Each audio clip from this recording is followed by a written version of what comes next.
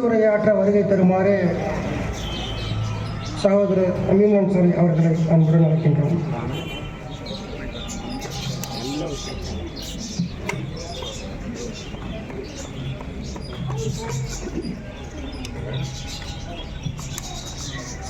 அளவற்ற அருளாளனும் நிகரற்ற அன்புடையனுமாகிய ஏக இறைவனின் திருநாமத்தால் தொடங்குகின்றேன்.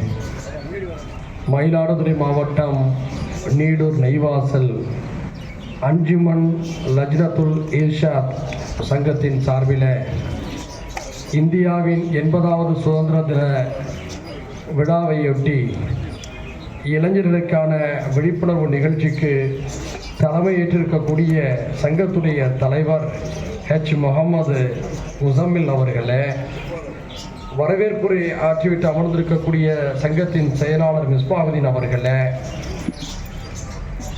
சங்கத்துடைய பொருளாளர் ஜியாவுதீன் அவர்களே, நன்றி உரை ஆற்றவிருக்கக்கூடிய சங்கத்துடைய துணைத் தலைவர் டி நூருல் அமீன் அவர்களே, இந்த நிகழ்வில் உரையாற்றிவிட்டு அமர்ந்திருக்கக்கூடிய வாழ்த்துறை வழங்கிவிட்டு அமர்ந்திருக்கக்கூடிய JMH அரபி பாடசாலையுடைய முதல்வரும் மயிலாடுதுறை மாவட்ட அரசு காஜியும் எங்களுடைய நெஞ்சமெல்லாம் நிறைந்திருக்கக்கூடிய பிரபல மார்க்க அறிஞருமான பெரும் மரியாதைக்குரிய ஹஜ்ரத் அல்ஹாஜ் முகமது இஸ்மாயில் பாக்கவி அவர்களே, சிறப்பானதொரு உரையை கொடுத்துவிட்டு அமர்ந்திருக்கக்கூடிய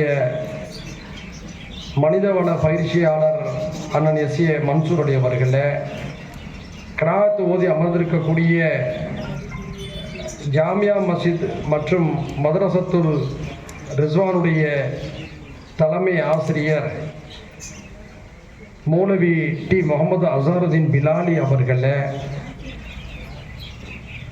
இந்த நிகழ்வுக்கு வரவிருக்கக்கூடிய எனது அன்பு சகோதரர் மயிலாடுதுறை சட்டமன்ற உறுப்பினர் ON ஜமால் முகமது யூனுஸ் அவர்களே, முன்னிலை வகித்திருக்கக்கூடிய முத்தவள்ளி நாட்டாண்மை பஞ்சாயத்தார்கள், JMH அரபிக் கல்லூரி நிர்வாகிகள், ALI சங்க செயற்குழு மற்றும் உறுப்பினர்கள், மனிதநேய ஜனநாயக கட்சி உள்ளிட்ட பல்வேறு அரசியல் கட்சிகள், சமூக அமைப்புகளைச் சேர்ந்த நண்பர்கள் என உங்கள் அனைவருக்கும் ஏக இறைவனின் அமைதியும் ஆசையும் சூழட்டுமாக என பிரார்த்திக்கின்றேன். அஸ்ஸலாமு அலைக்கும் வரஹ்மத்துல்லாஹி தஆலா வபரகாத்துஹு. 25 முதல் ஒரு 30 நிமிடங்கள் உங்களோடு சில கருத்துக்களை பகிர்ந்து கொள்ளலாம் என்ற மனநிலையோடு உங்கள் முன்னாலே நின்று கொண்டிருக்கின்றேன். அன்புக்குரிய பெரியோர்களே, சகோதரர்களே, நூற்றாண்டு விழா கண்ட அஞ்சுமன் லஜ்னத்துல் இர்ஷாத் என்ற அந்த சங்கத்தின் சார்பில் சுதந்திர தின விழாவை ஏற்பாடு செய்திருக்கிறார்கள். மனிதவள மேம்பாட்டு பயிற்சியை பெற்ற அண்ணன் மன்சூர் அவர்கள் இந்த சங்கத்தை நெறிப்படுத்தி கொண்டிருக்கிறார்கள் அறிகின்றேன். என்னுடைய கேள்வி, முதலில் சுதந்திர தின விழாவை நடத்த வேண்டும் என்ற உற்சாகத்திற்கும் ஆர்வத்திற்கும், அதுவும் இளைஞர்களுக்கான விழிப்புணர்வு நிகழ்ச்சியாக நடத்த வேண்டும் என்ற உத்வேகத்துக்கும் என்னுடைய பாராட்டுகளை தெரிவித்துக் கொள்கிறேன். ஏனென்று சொன்னால், இது போன்ற நிகழ்வுகளின் மீது அக்கறையற்ற நிலை பல மஹல்லாக்களில் இருக்கின்ற காரணத்தினால நிலை தவறான திசையை நோக்கி வளரும் தலைமுறை அழைத்து சென்று கொண்டிருக்கிறது. அதை தகர்க்க வேண்டும் அல்லது மடைமாற்ற வேண்டும் அல்லது சரியான திசையில் அழைத்து செல்ல வேண்டும் என்பதற்கான ஒரு முன்முயற்சியை தொடங்கி இருப்பதற்கு என்னுடைய பாராட்டுகளை நான் தெரிவித்துக் கொள்கிறேன். அதே நேரம் ஆக்கப்பூர்வமாக சில கேள்விகளை நான் முன்வைக்க விரும்புகின்றேன். நீடூர் நெய்வாசலில் எத்தனை 100 குடும்பங்கள் இருக்கின்றன? 1000க்கும் மேற்பட்ட வீடுகள் இருக்கின்றன. வெளிநாடுகளில் இருப்பவர்கள் கூட விடுமுறைக்கு தாயகம் வந்திருக்கிறார்கள். ஒரு சுதந்திர தினத்தை முன்னிட்டு உங்கள் ஊருடைய நூற்றாண்டை கடந்த ஒரு சங்கம் நடத்தக்கூடிய நிகழ்ச்சிகளில் ஆர்வத்தோடு கலந்து கொள்ளக்கூடிய எண்ணிக்கை இவ்வளவுதானா? இந்த ஊரில் சமூக அக்கறை கொண்டவர்களுடைய எண்ணிக்கை இவ்வளவுதானா? யோசித்து பாருங்கள். மகரிபு தொழுகைக்கு வந்தவர்கள் இஷா தொழுகை வரை காத்திருக்க வேண்டும் என்பதற்காக இந்த நிகழ்வுகளே பங்கேற்றிருக்கிறார்களோ என்ற சந்தேகம் எனக்கு ஏற்பட்டிருக்கிறது. அதைவிட இளைஞர்களுக்கான விழிப்புணர்வு என்று சொல்லியிருக்கிறீர்கள். இந்த மொத்த கூட்டத்தில் இளைஞர்கள் 45 வயதுக்கு உட்பட்டவருடைய எண்ணிக்கை எத்தனை பேர்? யோசிக்க வேண்டும். இது ஏதோ ALI சங்கத்துக்கான செய்தி அல்ல.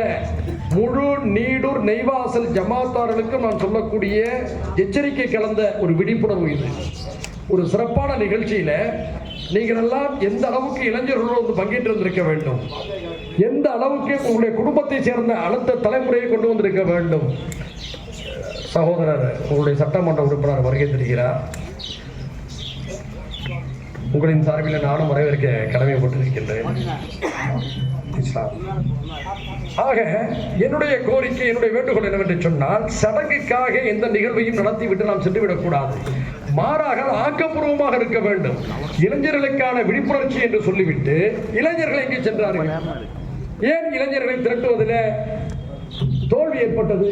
மனிதவள மேம்பாடு என்ற அம்சத்தை உள்ளடக்கி பேசுகின்ற பொழுது இதை நாம் ஆக்கப்பூர்வமாக பரிசீலிக்க வேண்டும். உங்களுடைய இளைஞர்களே இல்லையா? அல்லது இது போல நிகழ்ச்சிக்கு வருவதில் நீடூர் நெய்வாசலை சேர்ந்த இளைஞர்கள் ஆர்வம் காட்டுவதில்லையா? அப்படி என்று சொன்னால் உங்களுடைய வேலை இங்கிருந்து தான் தொடங்க வேண்டும். உங்களுடைய வேலை இங்கிருந்து தான் தொடங்க வேண்டும். முதலில் இங்க இருக்கக்கூடிய ஜமாத்தார்களுக்கு நம்முடைய ஹஜ்ரத் இஸ்மாயில் ஹஜ்ரத் அவர்கள் ஒரு செய்தியை சொன்னார்கள். சுதந்திர தினம் எல்லோரும் ஒன்றுபட்டு ஒரு இடத்துல தேசிய கொடி ஏற்றினால் என்ன? ஒவ்வொரு கட்சிக்கும் ஒரு தேசிய கொடி, ஒவ்வொரு அமைப்புக்கும் ஒரு தேசிய கொடி. என்னுடைய ஒரு அன்பான வேண்டுகோள், நம்முடைய நான் சார்ந்த மனிதநேய ஜனநாயக கட்சிக்கு முதல் வேண்டுகோள், அடுத்த ஆண்டு ஜமாத் அல்லது பள்ளிவாசலில் எங்காவது ஒரு இடத்துல கொடியேற்றினால் நீங்கள் எல்லோரும் அங்கேயே சென்று அந்த நிகழ்வில் பங்கேறுங்கள். வேறு நிகழ்ச்சிகளை நீங்கள் தனியாக நடந்த விளையாட்டு போட்டி அல்லது கட்டுரை போட்டி, பேச்சு போட்டிகளை நடத்தி கொள்ளலாம். தேசிய கொடியேற்றல் நீடூர் நெய்வாசலில் ஜமாத் ஏற்று என்று சொன்னால் முதலில் நீங்கள் உங்களுடைய நிகழ்ச்சியை ரத்து செய்துவிட்டு இதில் பங்கேறுங்கள். எல்லா அமைப்போடு வாருங்கள். ஏனென்று சொன்னால் ஓட்டு போடுவதில் அரசியல் இருக்கலாம், தேசிய கொடி ஏற்றுவதில் எதற்கு இந்த அரசியல்? எதற்கு இந்த இயக்க வெறி? எதற்கு இந்த கட்சி பாகுபாடு? இப்படி எல்லாம் நீங்கள் ஆரவாரமாக செய்கிறீர்களே. ஆக்கப்பூர்வமாக இந்த ஏஎல்ஐ சங்கம் ஒரு நிகழ்வு ஏற்பாடு செய்திருக்கிறது. ஏன் உங்கள் குடும்பத்தை இளைஞர்களை கொண்டு வரவில்லை? நீடூர் நெய்வாசலில் 45 வயதுக்கு உட்பட்ட இளைஞர்கள் யாருமே இல்லையா? யோசித்து பாருங்கள். பள்ளிக்கூடம் செல்லக்கூடிய மாணவர்கள் எங்கே? கல்லூரிக்கு சென்று விடுமுறைக்கு வந்திருக்கக்கூடிய மாணவர்கள் எங்கே? என்ன செய்து கொண்டிருக்கிறார்கள்? சமூக வலைதளங்களிலே பொழுதுபோக்கிக் கொண்டிருக்கிறார்கள். சமூக வலைதளங்களிலே தன்னுடைய வாழ்க்கை இழந்து கொண்டிருக்கிறார்கள். ஒரே வீட்டில் அத்தா அம்மா எல்லாருமே இருக்கிறாங்க, பிள்ளையும் இருக்கிறாங்க. அத்தாவும் அம்மாவும் தனித்தனி செல்போனு, மகனும் தனித்தனி செல்போனு. வீட்டில் எல்லாரும் ஒரே வீட்டில் இருக்கிறாங்க, ஆனால் தனித்தனி செல்போனில் பிரிஞ்சு நிற்கிறாங்க.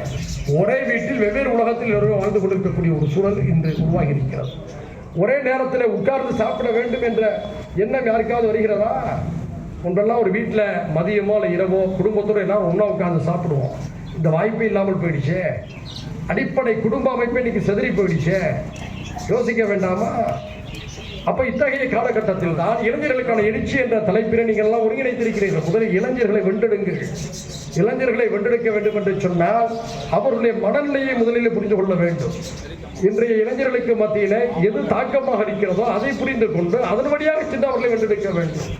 ஒரு சங்கம் வச்சுருங்க, ஒரு உடற்பயிற்சி கூட இருக்கா? சிங்கப்பூரில், மலேசியாவில், பேங்காக்கில், ஹாங்காங்கில் ஒரு செல்வாக்கு மிக்க ஒரு வணிக சமூகம். நீங்கள் ஏன் இளைஞர்களை ஒன்று சேர்ப்பதற்காக ஒவ்வொரு பள்ளிவாசலிலும் ஒரு விளையாட்டு பயிற்சி மையம் வைக்கக்கூடாது? பிரம்மாண்டமான பள்ளிவாசல். இந்த பள்ளிவாசலில் ஏன் நீங்கள் வைக்கக்கூடாது? சுபுக்கு அப்புறம் வந்து பிள்ளைங்க தொழுதுட்டு வந்து உடற்பயிற்சி செய்யுங்க ஏன் நீங்கள் சொல்லக்கூடாது? உடற்பயிற்சி ஆரோக்கியத்துக்கு ஏன் நீங்கள் வழிகாட்டக்கூடாது? அதுவும் இளைஞர்களை ஒன்று சேர்ப்பதற்கான ஒரு புள்ளி தானே. அதை ஏன் செய்ய மறுக்கிறீர்கள்? பிரம்மாண்டமான மதரசா, ஜேஎம்ஹெச் மதரசா, தமிழ்நாட்டுடைய புகழ்பெற்ற ஒரு பாடசாலை. இங்கே சுதந்திர தினத்தை ஒட்டி ஒரு கட்டுரை போட்டி நடத்தியிருக்கலாம், ஒரு பேச்சு போட்டி நடத்தியிருக்கலாம். ஏன் செய்வதில்லை? மகளிருடைய ஆற்றலை நீங்கள் ஏன் பயன்படுத்துவதில்லை? இதே நிகழ்ச்சிக்கு மகளிருக்கு தனிப்பகுதி ஏற்படுத்தி உங்கள் குடும்பத்தை சேர்ந்த சகோதரர் ஏன் அழைத்து வரவில்லை? மார்க்கம் ஏதாவது தடுக்கிறதா? மார்க்கம் தடுக்கிறதா? சொல்லுங்க. நீங்களா ஏன் போலி வேஷம் போடுறீங்க?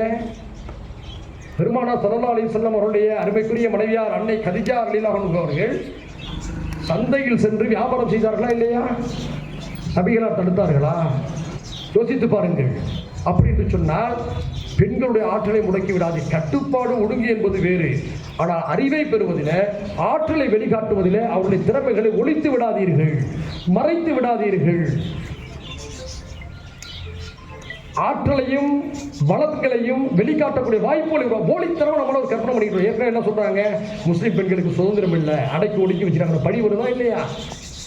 மார்க்கம் அப்படிங்கிறத சொல்லியிருக்கோம். ஒழுங்குக்கு இருக்கு கட்டுப்பாடு. கண்ணியம், இதில் சில விதிமுறைகள் இருக்கு. அந்த விதிமுறை கட்டாயம் பேண வேண்டும். இது போல நிகழ்ச்சிகளுக்கு கூட அவர்களை அழைத்து பார்க்க செய்யக்கூடிய வாய்ப்புகளை உருவாக்காவிட்டால் அவர்கள் எப்படி பிரச்சனைகளை உருவாக்கிக் கொள்வார்கள்? பெரும்பாலும் நம்முடைய ஆண்கள் வெளியில் இருக்கிறாங்க, வீட்டில் பிள்ளைகளை வளர்க்கக்கூடியவர்கள் பெண்கள்.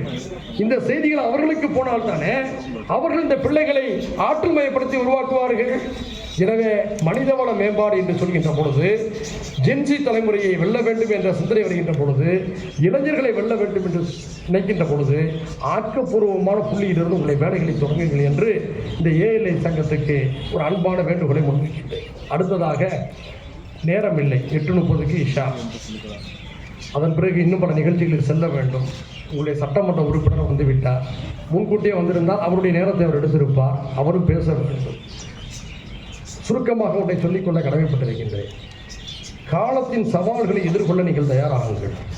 காலத்தின் சவால்களை எதிர்கொள்ள வேண்டும் என்று சொன்னால் முதலில் உங்களை சுற்றி நடக்கக்கூடிய நிகழ்வுகளை நீங்கள் கண்டறியுங்கள். வாட்ஸ்அப்பில் மட்டுமே வாழ்க்கை இல்லை. முகநூலில் வரக்கூடிய தகவல்கள் மட்டுமே ஊர்ஜிதமானவை அல்ல. பத்திரிகைகளை தினமும் படிக்க பழகுங்கள். பத்திரிகைகளில் நடுப்பக்க கட்டுரைகளை வாசிக்க நீங்கள் தயாராகுங்கள். இன்று இந்தியாவுடைய சுதந்திரத்தை கொண்டாடி கொண்டிருக்கின்றோம். நேற்று தமிழ் இந்து பத்திரிகையில் நடுப்பக்கத்தில் வேலூர் புரட்சியை பற்றி அற்புதமான கட்டுரை. யாருக்கு வேலூர் புரட்சியை பற்றி உங்களுக்கு தெரியுமா?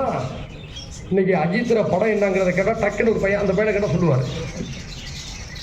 தனுஷ கட்சி ஆரம்பிக்க போறாருமே, அதை பற்றி என்ன நினைக்கிறீங்கன்னா உடனே அந்த தம்பி சொல்லுவார். காலங்காலமாக கட்சி ஆரம்பித்து வடக்கு ஜெயிலு போராட்டம்னு சொல்லி அலைஞ்சு கொடுக்கக்கூடிய எங்களை பற்றி தெரியாது. திடீர்னு பார்த்தா காக்ரோச் ஜனதா பார்ட்டிங்கிறான். வயிறு எரியுது. எங்கே போய் கொண்டிருக்கிறது?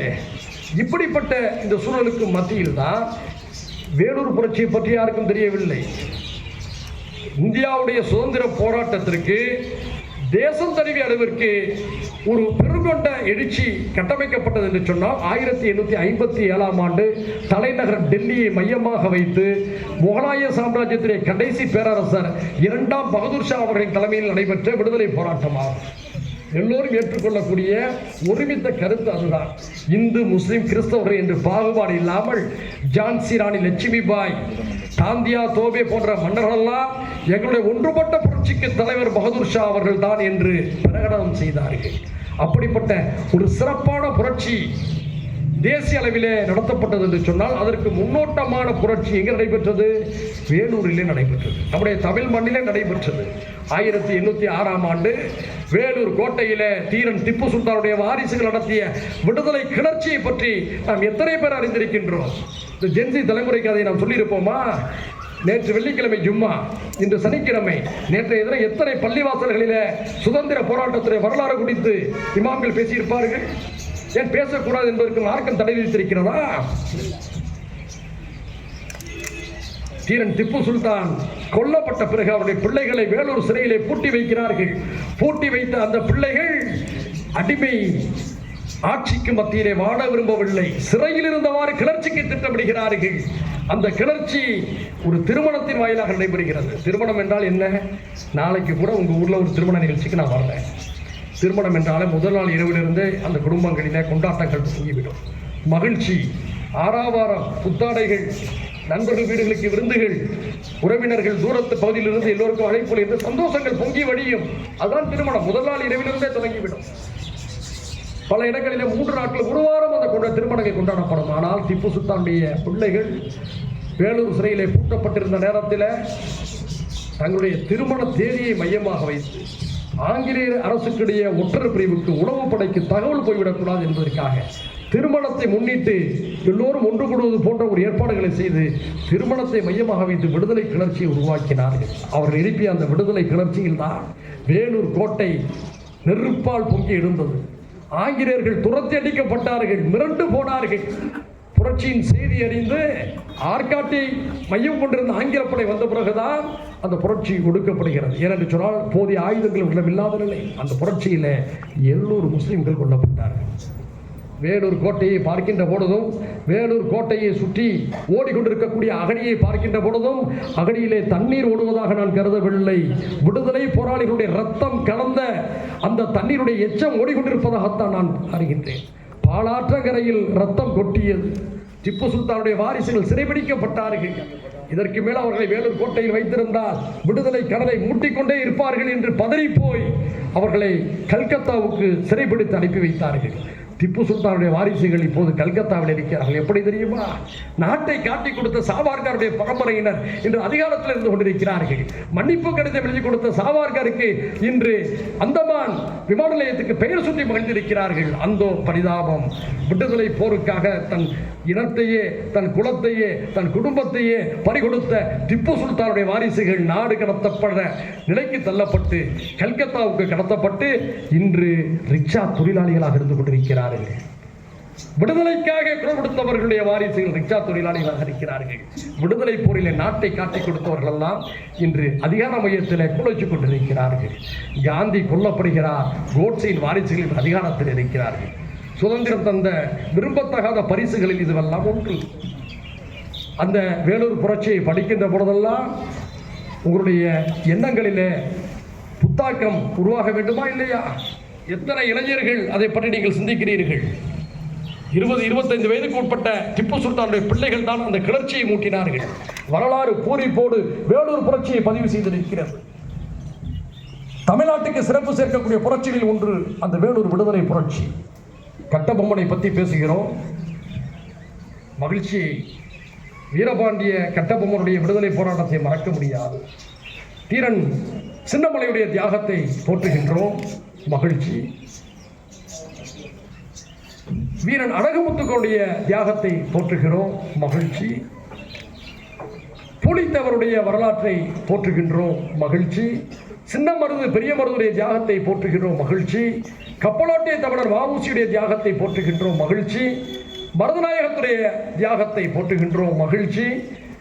அதேபோல்தான் எண்ணற்ற விடுதலை தியாகிகளுடைய வரலாற்றை நாம் வாசிக்க வேண்டும். வரலாறை புறக்கணிக்கக்கூடிய சமுதாயத்துக்கு எதிர்காலம் இருக்காது. வரலாற்றை நீங்கள் ஆய்வு செய்து கவனிக்காவிட்டால் உங்களுடைய சமகாலத்திலும் நீங்கள் தோல்வியை சந்திப்பீர்கள், எதிர்காலத்திலும் நீங்கள் தோல்வியை சந்திப்பீர்கள். எனவே தான் நான் சொல்கின்றேன், வரலாறு மிக முக்கியம். இந்தியாவுடைய சுதந்திரத்தின் நோக்கங்களை நீங்கள் புரிந்து கொள்ள வேண்டும். சுதந்திரத்துடைய நோக்கங்கள் என்ன? எதற்காக பகத்சிங் தூக்கு கயிறிலே இருமுகத்தோடு தூங்கினான் என்பதை நீங்கள் சிந்திக்க வேண்டாமா? நேதாஜி சுபாஷ் சந்திர போஸ் எதற்காக ஐஎன்ஏ படையை கட்டியமைத்து விடுதலை போராட்டத்தை முன்னெடுத்தார் என்பதை பற்றி நீங்கள் சிந்திக்க வேண்டாமா? பெரும்பாலும் இங்கே Bangkok, Hong Kong, Singapore, Malaysia, Brunei, இந்த தென்கிழக்கு ஆசிய நாடுகளில் வியாபார தொடர்புள்ளவர்கள் அதிகம். நேதாஜி சுபாஷ் சந்திர போஸ் அவருடைய வரலாறு அதில் மிக முக்கியம். மியான்மரில் இருந்து பின்னாளில் ஹாங்காங்கில் இருந்தார். யூனுஸ் அலர் இறந்து விட்டார். அவர் ஒரு புத்தகம் எழுதியிருக்கிறார். ஹாங்காங்கை சேர்ந்தவங்க இருந்தீங்கன்னா நம்ம ரபீதின் நமக்குலாம் தெரியும். இந்த உலகத்தமிழர் பண்பாட்டு இயக்கம் நடத்திக்கிட்டு இருக்காரு. இப்போ கல்லூரி வச்சிருக்காரு இல்லையா? அவங்களாம் நிகழ்ச்சியெல்லாம் போட்டோம். அப்போது அந்த விடுதலை போராட்ட கிளர்ச்சியில் நேதாஜியுடைய வரலாறை பற்றி பேசிக்கொண்டு இருந்தோம். நேதாஜியுடைய வரலாறு எவ்வளவு தியாகம் செறிந்தது. அவர் ஒரு முஸ்லீம் வேடத்தில் தான், ஆப்கானிய முஸ்லீம் வேடத்தில் தான் கல்கத்தாவிலிருந்து ரயிலிலே தப்பி தலைமறைவாகி ஆப்கானிஸ்தானுக்கு வழியாக சென்று ரஷ்யாவுக்கு செல்கிறார். பின்னாளிலே ஐரோப்பாவுக்கு வருகிறார். இந்தியாவுடைய விடுதலை போராட்டத்துக்கான ஆயுதங்களுக்கான கோரிக்கை ஹிட்லரிடம் முசோலினியிடம் வைக்கிறார். அந்த நேரத்தில் முசோலினி தந்த நீர்மூழ்கி கப்பலின் வழியாக சாகசமான பயணம், ஆபத்து நிறைந்த பயணத்தை கடந்து சிங்கப்பூருக்கு வந்து சேர்கிறார். சிங்கப்பூரில் இந்திய தேசிய இராணுவத்தை கட்டமைத்த போது தமிழ்நாட்டைச் சேர்ந்த முஸ்லீம்களும், தென் மாவட்டத்தைச் சேர்ந்த முக்குளத்து மக்களும், இன்னும் பல சமூகங்களை வன்னிய சமுதாயத்த மக்கள், இன்னும் பலரும் சேர்ந்து தான் அந்த இந்திய தேசிய இராணுவத்தை கட்டமைத்தார்கள். சிங்கப்பூரில் கட்டமைத்து விட்டு ஜொஹருடைய மலேசியாவுக்கு வருகிறார். மலேசியாவிலிருந்து கிளந்தான் பகுதியை கடந்து தாய்லாந்துக்குள் நுழைகிறார். சயாம் ரயில் பாதையை கடந்து மியான்மருக்கு செல்கிறார். இன்றைய பர்மா பெயர் மாற்றம் செய்யப்படும் மியான்மருக்கு. அங்கு மிகப்பெரிய வரவேற்பு. இந்த நேரத்தில் அவர் இராணுவ நிதியை கேட்கிறார். அந்த நேரத்தில் அவருக்கு அருகில் இருந்த தளபதிகளுடைய பேர்னா தெரியுமா? ஒருவருடைய பெயர் ஷானவாஸ், இன்னொருவருடைய பெயர் ஹபீப் ரஹ்மான் என்று நினைக்கின்றேன். தவறு இருந்தால் நான் திருத்திக் கொள்கிறேன். அப்படி இராணுவ நிதியை கேட்டபோது என்னுடைய நகைக்கடை அதிபர், ராமநாதபுரம் அபிராமத்தை சேர்ந்த மிகப்பெரிய நகைக்கடை அதிபராக இருந்தவர் அமீர் ஹம்சா, அந்த நேரத்தில் அவர் சொல்கிறார், நேதாஜி அவருக்கு ஒரு சால்வை அறிவிக்கிறார். அந்த சால்வையை அவர் ஏலமிடுகிறார். ஏலமிட்ட போது அமீர் ஹம்சா அவர்கள், அந்த காலத்தில் இன்னைக்கு நீடூருக்கு நம்ம கட்சிக்கு நன்கொடை கேட்டு வந்தால் 5000 தரத்துக்கு 5 கேள்விகளை கேட்பாங்க. யதார்த்தம். நான் சுய விமர்சனம் ஏன் பண்ணுறேன்னு சொன்னால் ஆரோக்கியமாக பண்ணுறேன். ஆனால் அன்று அமீர் ஹம்சா அவர்கள் தன்னுடைய நகைக்கடையிலிருந்து நேதாஜியுடைய படைக்கு இராணுவ நிதிக்கு 2 லட்சம் ரூபாய், அந்த காலத்தில் 2 லட்சம் ரூபாய் என்று சொன்னால் இன்று அது 200 கோடிக்கு சமம் என்று சொல்லலாம். அவ்வளவு பெரிய தொகையை கொடுத்தார் இராணுவ நிதி சேர்ந்து. அந்த இராணுவ படையில பெரிய பெரிய அதிகாரிகளாக இருந்தவர்களெல்லாம் யார் என்று கேட்டால், நான் ஏற்கனவே சொன்னது போன்ற ஷானவாஸ் போன்ற அதிகாரிகள். கடைசியாக நேதாஜி அந்த ஆபத்து நிறைந்த 2ஆம் உலகப் போருடைய நேரத்தில் ஜப்பான் படைகள் பேர்ல் ஹார்பர் என்ற துறைமுகத்தை, அமெரிக்க துறைமுகத்தை தாக்கிய பொழுது லிட்டில் பாய் என்ற அணுகுண்டை வீசுகிறது, ஃபேட் பாய் என்ற அணுகுண்டுகளை வீசுகிறது. போர் திசை மாறி போகிறது. ஜெர்மனியும் இத்தாலியும் ஜப்பானும் போரில் தோல்வியை சந்திக்கக்கூடிய நேரத்தில் தப்பித்தால் பாதுகாப்பான ஒரு சூழல் கிடைக்கும், மீண்டும் போரிடலாம் என்ற நம்பிக்கையில் நேதாஜி எங்கேருந்து புறப்படுகிறார். அவரோடு புறப்பட்டவருடைய பேர் ஷானவாஸ் கான். அவர் மட்டும்தான். இன்னொரு அதிகாரி பேர் ஃபெரோஸ் கான், இன்னொருத்தர் பேர் ஷானவாஸ் கான், ஃபெரோஸ் கான். இந்த வரலாறு எத்தனை பேருக்கு தெரியும்? யோசிச்சு பாருங்க. ஆனால் இன்னைக்கு நேற்று வந்த திரைப்படத்துடைய பேர் என்னன்னு கேட்டால் வரலாறையே சொல்லக்கூடிய தலைமுறைகள் இன்னைக்கு இருக்கு. இன்னாருக்கு ஹீரோயின் யாருன்னு கேட்டால் உடனே சொல்லக்கூடிய தலைமுறை இருக்கு. இது எதை நோக்கி செல்கிறது? நாட்டுடைய வரலாறை நாம் மறந்துவிட்டோம். அதனுடைய விளைவுதான் நாட்டை காட்டி கொடுத்தவர்கள் அதிகாரத்தில் இருக்கிறார்கள். காந்தியை கொண்டவர்களுடைய கோட்ஸே ஆதரவு கூட்டம் அதிகாரத்தில் இருக்கிறது. நாட்டுக்கு சேவை செய்யவில்லை என்ற ஆங்கிலேயரிடம் மன்னிப்புகளை எழுதி கொடுத்த சாவார்கருடைய கூட்டம் அதிகாரத்தில் இருக்கிறது. எத்தனை பேர் நாம் கவலைப்பட்டுக் கொண்டிருக்கின்றோம். எனவே ஆரியர் உறவுகளை ஊருக்கு உபதேசம் 2வது, உங்கள் குடும்பத்து பிள்ளைகளை முதல்ல மாற்றுங்க. இங்கே மன்சூரனை வந்துறீங்களா, உங்கள் குடும்பத்து பிள்ளைகளை, மகனை, பேரன் பேத்திகளை மாற்றுங்க. இங்கே கூட எல்லாருக்கும் நான் சொல்கிறேன், ஊருக்கு உபதேசம் என்பது உங்கள் பிள்ளைகளை முதல்ல எடுத்து சொல்லுங்க, வரலாற்றை எடுத்து சொல்லுங்க, சித்தாந்தபூர்வமாக உருவாக வேண்டும் எடுத்து சொல்லுங்க, நாட்டுடைய அபாயத்தை எடுத்து சொல்லுங்க, இந்து முஸ்லீம் கிறிஸ்தவ ஒற்றுமை நாட்டுக்கு எவ்வளவு அவசியம் என்பதை எடுத்து சொல்லுங்க, பாசிசம் மக்களை எவ்வாறு பிரிக்கிறது என்பதை எடுத்து சொல்லுங்க, சமகாலத்தில் சந்திக்கக்கூடிய பிரச்சனை எடுத்து சொல்லுங்க, பாலஸ்தீன பிரச்சனை எடுத்து சொல்லுங்க, ஈரானின் மீது ஏன் அமெரிக்கா கொடூரமாக தாக்குகிறேன் என்ற உண்மையை எடுத்து சொல்லுங்க. இதையெல்லாம் பேசாமல் பெருமடை நீங்கள் கடந்து சென்றால் உங்களுடைய அடுத்த தலைமுறை பிள்ளைகள் பெயர் தாங்கிகளாகத்தான் இருப்பார்கள். எச்சரிக்கின்றேன். பாலஸ்தீனத்தை எடுத்துக்கொள்ளுங்கள். அவரை சந்திக்காத போராட்டமா? எவ்வளவு பெரிய தியாகங்கள். அப்படிப்பட்ட நெருக்கடியில் நீங்கள் யாராவது இருக்கிறீர்களா? உண்பதற்கு இறைவன் பறக்கச் செய்திருக்கிறான், உடுத்துவதற்கு இறைவன் பறக்கச் செய்திருக்கிறான், பிரம்மாண்டமான வீடுகளில் வாழ்வதற்கான வாய்ப்புகளை இறைவன் தந்திருக்கின்றான். உங்களுக்கு என்ன குறை? மக்களுக்கு சேவையாற்றக்கூடிய எண்ணற்ற வாய்ப்புகளை இறைவன் உங்களுக்கு தந்திருக்கின்றான். அந்த வளமிக்க வாழ்வை சமூகத்துக்கு அர்ப்பணியுங்கள். பிள்ளைகளை சிறந்த பிள்ளைகளாக உருவாக்குங்கள். மிகச்சிறந்த இந்தியனாக, மிகச்சிறந்த தமிழனாக, மிகச்சிறந்த மார்க்க பற்றாளராக நீங்கள் உருவாக்க வேண்டும். அதை நோக்கி நாம் பயணிக்க வேண்டும் என்று கேட்டுக்கொண்டு, இங்கு நான் சொன்ன சில ஆலோசனைகள் ஒரு நெருடலை உங்களுக்கு தந்திருக்கலாம், உங்களுக்கு சில ஆட்சேபனை தந்திருக்கலாம். மேடைக்கு வந்துவிட்டு மேடைக்கு ஏற்றது போல பேசிவிட்டு செல்லக்கூடிய அரசியலாளர் நான் இல்லை. எனது அன்பு சகோதரர் யூனுஸ் அவர்களுக்கெல்லாம் தெரியும். எங்கு வந்தாலும் எதை பேச வேண்டுமோ, குறை என்றால் குறையை சொல்ல வேண்டும், நிறை என்றால் நிறையை சொல்ல வேண்டும். அதுதான் மூமியினுடைய உண்மையான பண்பாக இருக்க முடியும். இல்லை என்று சொன்னால் இரட்டை வேணும், முனாஃபித்தனமாக இருக்கும். அது ஒரு மூமின் செய்யக்கூடாது. எனவே இதில் இருக்கக்கூடிய குறைகளை அடுத்த முறை சரி செய்யுங்கள், நிறைகளை அடுத்த கட்டத்துக்கு எடுத்துச் செல்லுங்கள். மிக முக்கியமாக நான் சொல்வது, சுதந்திர போராட்டத்துடைய வரலாறை மட்டுமல்ல, இன்றைய பாலஸ்தீன வரலாறையும் மக்களுக்கு எடுத்துச் சொல்லுங்கள். ஈரான் இந்த நேரத்தில் சவால் விடுகிறது அமெரிக்காவுடைய ட்ரம்புக்கு, என்னை ஒன்றால் ஜெயிக்க முடியாது என்று சொல்கிறது. என்ன காரணம்? நாங்கள் பெருமானார் ஸல்லல்லாஹு அலைஹி வஸல்லம் அவர்களால் வாழ்த்து கூறப்பட்டவர்கள் என்று சொல்கிறார்கள். ஒரு ஹதீஸ் இருக்கு. சல்மான் பார்சி ரலியல்லாஹு அன்ஹு அவர்களை பற்றி, வரலாற்றை பற்றி பேசுகின்ற பொழுது, இவர்கள் தவறு செய்கின்ற போது இவர்கள் தூக்கி நிறுத்துவார்கள் என்று பாரசீகர்களை பற்றி சொன்ன ஹதீஸ் இருக்கிறது. அந்த தைரியத்தில் தான் ஈரானியர்கள் போராடி கொண்டிருக்கிறார்கள். பாலஸ்தீன மக்களுடைய போராட்டத்தை பாருங்கள். கணவன் இறந்துவிட்ட செய்தியை மனைவிக்கு வந்து சொல்கிறார்கள். உடனடியாக மனைவி அந்த இடத்துல கதறி அழவில்லை. சாதாரண எந்த ஒரு மௌத்தை என்றாலும் நாம் பதறி போய்விடுவோம், மனித இயல்பு. ஆனால் பாலஸ்தீனத்தில் ஓடோடி வந்து செய்தியை சொல்கிறார்கள். அதுவும் அந்த இஸ்ரேலிய குண்டு வீச்சில் உங்களுடைய கணவர் ஷஹீதாகிவிட்டார் என்று சொல்கிறார்கள். பூரிப்போடு இன்னாலில்லாஹ் என்று சொல்லி, என் கணவர் இறைவன் சேர்ந்திருக்கிறார், ஷஹீதாகி தியாகியாக சேர்ந்திருக்கிறார் என்று குறிக்கக்கூடிய மனைவியை பெற்ற மண்ணாக பாலஸ்தீனம் இருக்கிறது. தம்பி கதறி அடாதே, உனக்கு சிகிச்சை அளிக்க மருத்துவர்கள் இல்லை, மயக்க மருந்து இல்லை, வெளிச்சம் இல்லை, கருவிகள் இல்லை, கதறி எழுது கொண்டிருக்கிறாயே, இறைவன் உனக்கு உதவி செய்வான் என்று சொல்லி துடிதுடித்து கொண்டிருக்கக்கூடிய அந்த தம்பிக்கு இஸ்ரேலிய குண்டுகளால் துளைக்கப்பட்ட அந்த நேரத்திலும் ஆறுதல் சொல்லக்கூடிய அண்ணன்களை பெற்ற மண்ணாக பாலஸ்தீனம் இருக்கிறார். யோசித்து பாருங்கள். இப்படிப்பட்ட பூமியிலே மக்கள் வாழ்ந்து கொண்டிருக்கின்ற பொழுது நீங்களும் இருந்து கொண்டிருக்கிறீர்கள். உங்களிடம் இல்லாமல் செல்வமா? அந்த செல்வத்தை என்ன செல்வம் சென்று கொண்டே இருக்க வேண்டும். பணம் இறைவன் உங்களுக்கு தருகிறான் என்று சொன்னால் உங்களுக்கான பணம் அல்ல. யோசித்து பார்க்க வேண்டும். பிறருக்கும் கொடுப்பதற்கான பணம். எனவே பணத்தை பூட்டி வைத்துக் கொண்டு பகட்டு வாழ்வு வாழ்வதை விட அந்த பணத்தை கொண்டு பொது வாழ்வுக்கு எவ்வாறு செய்ய வேண்டும், மக்களுக்கு எவ்வாறு செய்ய வேண்டும், ஏழைப்பாளையுடைய உயர்வுக்கு என்ன செய்ய வேண்டும் என்பதை பற்றியெல்லாம் நீங்கள் சிந்திக்க வேண்டும். அடுத்து ஒரு கோரிக்கை, நீடூர் நெய்வாசல் இதை சுற்றியில் இருக்கக்கூடிய கிராமங்களில் பட்டியல் எடுங்க. ஜமாத்தில் அந்த பஞ்சாயத்தாரில் ஒரு நாளைக்கு பள்ளிவாசல் கூப்பிடுங்க. ஓப்பன் மஸ்ஜித் ப்ரோக்ராம், ஜும்மா தொழுகைக்கு கூப்பிடுங்க. உட்கார சேர போட்டு உட்காராங்க. ஜும்மா தொழுகைனா என்ன அவங்க பார்க்கட்டும். பார்த்தால்தான் அவருக்கு புரிதல் ஏற்படும். அதே போன்று ஒரு 3 மாதத்துக்கு ஒரு முறை ஒரு தேநீர் விருந்தை நடத்துங்க. அசரிலேருந்து மகரிப் வரலையும் உரையாடுங்க. உரையாடும் போது துவேஷங்கள் குறையும். நீங்கள் சில பேர் வீரம் பேசுவாங்க. அந்த வீரம் பேசி நல்ல பிரச்சனை தான் ஓடி ஒழிஞ்சிருவாங்க. நான் சொல்லுவேன் என்னன்னு சொன்னோம்னா, மோடியை வீழ்த்த வேண்டும், RSSஐ வீழ்த்த வேண்டாம், வீச்சரிவான வெடி கொடுங்க உதவாது. அது தேவையில்லை, தவறானது, ஆபத்தான பாதை, அழிவு பாதை. அது ஆயுத பாதை என்பது அழிவு பாதை. நாம் யாரையும் எதிர்க்கிறோம் என்று சொன்னால் சித்தாந்த அடிப்படையில் எதிர்க்கின்றோம், கருத்தியல் அடிப்படையில் எதிர்க்கின்றோம், தவறான அரசியலை தோலுரிக்கின்றோம். அவ்வளவுதான்.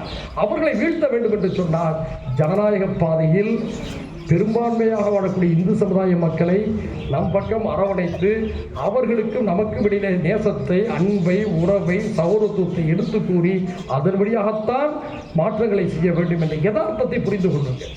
சில பேர் இருக்கிறாங்க, ஜித்தாவுல கட்சி ஆரம்பித்து அபுதாபியில் கொடியேற்றி கோலாலம்பூரில் பேரணி நடத்துகிற மனநிலையில் வாழ்ந்துகிட்டு இருப்பாங்க. அப்படிப்பட்ட மனநிலையிலிருந்து தயவு செய்து வெளியே வந்து விடுங்கள். இந்திய திருநாட்டில் பெரும்பான்மை இந்து சமுதாய மக்கள் சுற்றி வாட 20% மக்களாக நீங்கள் வாழ்ந்து கொண்டிருக்கிற யதார்த்தத்துக்கு நீங்கள் வர வேண்டும். இந்தியாவில் இருக்கக்கூடிய இந்து சமுதாய மக்களை விட ஒரு நல்ல மக்களை பார்க்க முடியாது. நீங்கள் புருனே தாருசலாத்தில் இருப்பீங்க, இந்தோனேஷியாவில் சில பேர் இருப்பீங்க, மலேசியாவில் இருப்பீங்க, சிங்கப்பூரில் இருப்பீங்க. அங்குள்ள மலாய் சமுதாய மக்களில் பழகி இருக்கீங்கன்னா வஞ்சகமே இல்லாத மக்கள் மலாய் சமுதாய மக்கள். அதே போன்று தான் இந்தியாவில் இருக்க பெரும்பான்மை இந்து சமுதாய மக்கள் மிக மிக நல்ல மக்கள். அவங்க நல்லவர்களாக இருக்கிறதுனால தான் மதவெறியர்களுடைய கலவரங்களுக்கு மத்தியிலும் சிறுபான்மை முஸ்லீம்களும் கிறிஸ்தவர்களும் ஏனைய சிறுபான்மையிலும் பாதுகாப்பாக வாழ்ந்தாங்க. அப்படிப்பட்ட இந்து சமுதாய மக்களோடு அடுத்தடுத்த உறவுகளை எவ்வாறு வளர்த்தெடுக்க வேண்டும் என்பதை சொல்லுங்கள். அதே மாதிரி உங்கள் பிள்ளைகள்கிட்ட சொல்லுங்க, தம்பி நீ அப்துல் ரஹ்மான், முஸ்தபா, கரீம் இப்படியே பழகிட்டு இருக்காத. ஒரு அன்பழகன்டையும் பழகு, ஒரு ஆண்டனிட்டையும் பழகு, எல்லாத்தையும் கலந்து பழகு. நீயாக இரு. வணக்க வழிபாட்டில் நீ சமரசம் செய்யாத. மது போன்ற தீய விஷயங்கள் ஒதுங்கிடு. ஆனால் சகோதரத்துவ நட்பை, சகோதரத்துவ உறவை அவர்களோடு பழகி பேசி கலந்துரையாடு என்று பிள்ளைகளுக்கு, சகோதர சமுதாய மக்களுக்கு எவ்வாறு பழகி மகிழ வேண்டும் என்ற செய்தியை நீங்கள் எடுத்து சொல்லுங்கள். காரணம் என்னன்னு சொன்னோம்னா, இத்தகைய நடைமுறைகள் மூலமாகத்தான் தீய சக்திகளை, பிரிவினைவாத சக்திகளை ஒடுக்க முடியும், ஒழிக்க முடியும், பலகீனப்படுத்த முடியும், நல்லிணக்கத்தை உருவாக்க முடியும். அந்த வேலைகளெல்லாம் நீடூர் ஜமாத்தார்கள் சிறப்பாக செய்ய வேண்டும் என்று கேட்டுக்கொண்டு இந்த நிகழ்ச்சியில் நான் மீண்டும் சொல்கிறேன், இளைஞர்களுக்கான விழிப்புணர்ச்சி என்ற நிகழ்ச்சியில் 90% பேர் 50 வயசுக்கு மேற்பட்டவர்கள், அண்ணனை போன்றவர்களாம் இங்கே அமர்ந்திருக்கிறீங்க. உங்களுடைய வாழ்த்துக்கள் எங்களுக்கு தேவை, உங்களுடைய அன்பு எங்களுக்கு தேவை. ஆனால் அடுத்த நிகழ்ச்சியில் 50% அவர்களும், 40% 45 வயதுக்கு உட்பட்டவர்களும், மீதி 10% ஜென்ஜி தலைமுறை இருப்பது போன்ற ஒரு நிகழ்வை நீங்கள் ஏற்பாடு செய்யுங்கள் என்று இந்த நேரத்தில் பெண்கள் கண்டிப்பாக வரணும். இதெல்லாம் நீங்கள் ஏற்பாடு செய்யுங்க என்று கேட்டுக்கொண்டு நல்ல வாய்ப்பை ஏற்பாடு செய்திருந்தீங்க. தம்பி நஃபீஸ் அவர்கள், நான் சொன்னேன் எனக்கு கடுமையான தொண்டை வழியில் இருக்கிறேன், தொடர்ந்து என்னால் பல இடங்களில் பேச முடியல. நல்ல வேலை உங்களுக்கு மிக்க மகிழ்ச்சி என்னென்னா நல்ல மைக்கை வச்சுட்டீங்க. பல பேர் என்ன செய்கிறாங்கன்னா, மனிதநேய ஜனநாயக தலைவர் உரையாட வருகிறா, உரிமைகிறான்னு சொல்லி விளம்பரம் பண்ணுறான். பேச வந்தோம்னா மைக்கு அட்டு மைக்காக இருக்கும், பேசவே முடியாது. தொண்டை வழியில் அடுத்த நாள் நம்ம பேசக்கூடிய எல்லா வேலையும் கெட்டு போயிடும். நல்ல வேலை ஒரு நல்ல மைக்கை ஏற்பாடு செஞ்சுருந்தீங்க. அடுத்த முறை கூட்டத்தை இன்னும் இடிச்சோடு ஏற்பாடு செய்யுங்க. இங்கே வந்திருக்கிறாரு நம்முடைய தம்பி சகோதரர் தான் யூனுஸு. எனக்கு ரொம்ப நெருக்கமானவர். அதுவும் இந்த 5 வருடமாக நாங்கள் ரொம்ப அதிகமாக நெருக்கமாக இருந்தோம். இதை வேடிக்கை என்னன்னு சொன்னோம்னா, நானும் அப்புறம் ஒரு ரயில்வே ஸ்டேஷனில் தான் ரொம்ப நெருக்கமாகும். அந்த ரயில்வே ஸ்டேஷனோட நடந்துச்சோ இல்லையோ 2 பேரும் எம்எல்ஏவாக வந்துட்டோம். எனக்கு அந்த வகையில் ஒரு ஆச்சரியமான அது ஒரு நிகழ்வு. அப்படிப்பட்ட என்ன ஒரு ஆளுங்கட்சி கூட்டணியில் அப்படி இருக்காரு, நான் எதிர்கட்சி கூட்டணியில் இப்படி இருந்துக்கிட்டு இருக்கிறேன். மற்றபடியாக எல்லாமே காவிரி டெல்டாவுடைய வாரிசுகள் என்ற அடிப்படையில் இந்த பகுதி மக்களுடைய மேம்பாட்டுக்காக எல்லாருமே இணைந்து செயல்படணும். இன்னைக்கு கூட நான் சிதம்பரம் எம்எல்ஏ அலுவலகத்தில் வந்து தேசிய கொடி ஏற்றுவோம். திமுக, அதிமுக, டிவிகே, கம்யூனிஸ்ட்டு, காங்கிரஸ், எல்லா தமுக, எஸ்டிபி, எல்லாருக்கும் அழைப்பு கொடுத்தோம். இன்க்ளூடிங் பிஜேபி உட்பட அழைப்பு கொடுத்தோம். அவங்க வரல, அது ஒரு விஷயம்.